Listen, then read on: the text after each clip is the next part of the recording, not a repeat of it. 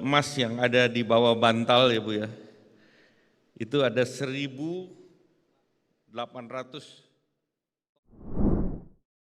dan ini juga salah satunya karena program unggulan pemerintah, baik Koperasi Desa Merah Putih maupun MBG.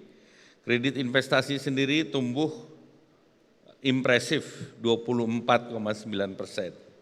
Nah, dengan fundamental tersebut, Bapak Presiden menargetkan kita untuk pertumbuh di akhir tahun ke 5,6 sampai 6%, sedangkan pertumbuhan di 2027 adalah 6%. Jadi tentu dari segi investasi, pemerintah berharap juga kepada dua engine untuk bullion bank ini, Pegadaian dan BSI, untuk tumbuhnya juga double digit, Pak. Kenapa tumbuh double digit? Karena sejak diresmikan Bapak Presiden, di PT Pegadaian ada 153 ton emas ya. Itu nilainya sekitar 20 miliar. Sedangkan di BSI 20 ton ya Pak ya, 20 ton. Dan tadi disampaikan oleh Ibu Selvi, emas yang ada di bawah bantal ya Bu ya, itu ada 1.800 ton. Nah kalau 1.800 ton itu nilainya juga luar biasa, 252 miliar dolar. Jadi bagaimana tugasnya dari Pegadaian maupun BSI yang 252 billion ini, mungkin 20%-nya saja pindah dari ditaruh di bawah bantal ditaruh ke instrumen keuangan ataupun instrumen perbankan di syariah maupun Pegadaian. Nah ini sebuah pertumbuhan yang luar biasa kalau itu bisa kita lakukan, karena kalau kita lihat Amerika punya stok emas 8.133 ton, kemudian China 2.331, kalau Indonesia 1.800 itu udah langsung di bawah mereka semua.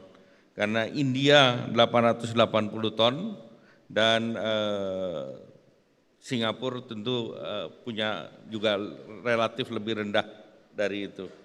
Namun memang dari BI kita juga masih rendah, baru 70 ton di Bank Indonesia.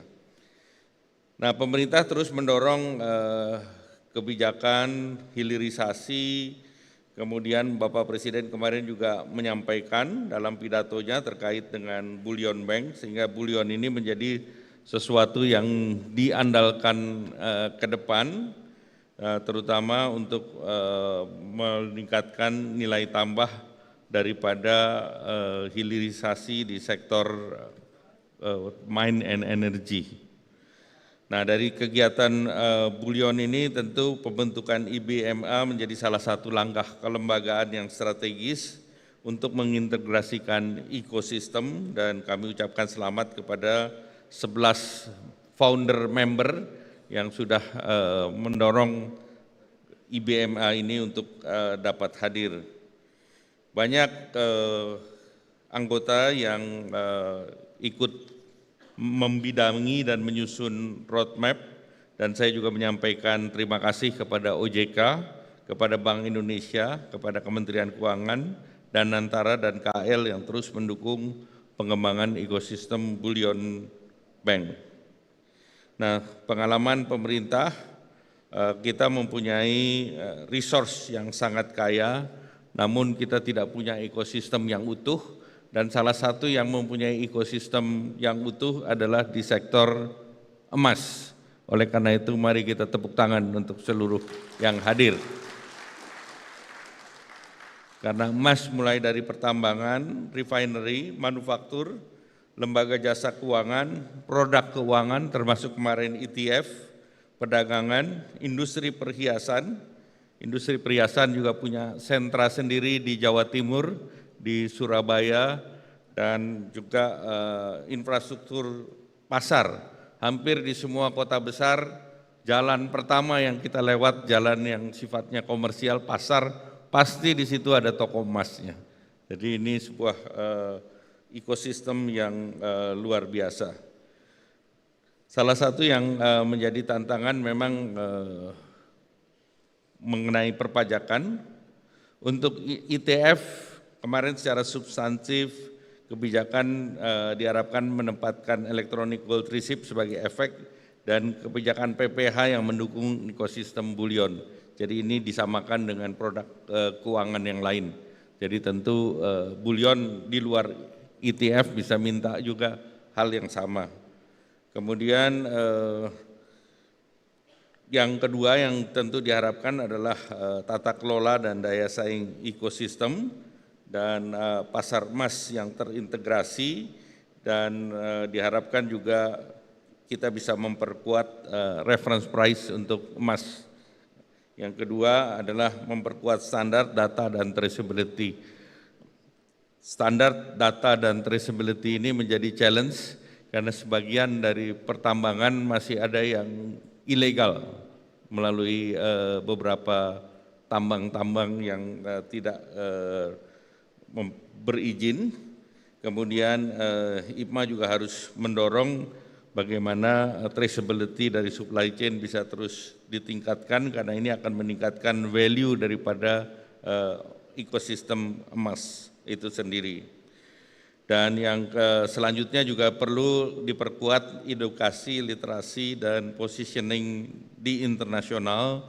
Nah, salah satunya tadi membuat conference, Indonesian Gold Conference ataupun Expo yang tentunya berskala internasional. Dan sebetulnya emas sudah menjadi komoditas yang diketahui oleh masyarakat karena tidak ada anggota masyarakat yang kawin tanpa mas kawin. Jadi literasinya sudah 100%, kecuali bagi para bachelor nih. Bachelor yang belum mau menikah berarti belum mau menyediakan emas. Nah, sekali lagi pemerintah berharap dengan kehadiran IBMA dapat memperkuat koordinasi yang dibangun sejak awal menuju ekosistem bullion yang berkesinambungan dari hulu dan hilir, dan saya tentu berharap bahwa seluruh stakeholder itu nantinya bisa mengikuti 11 founding member untuk memperkuat IBMA.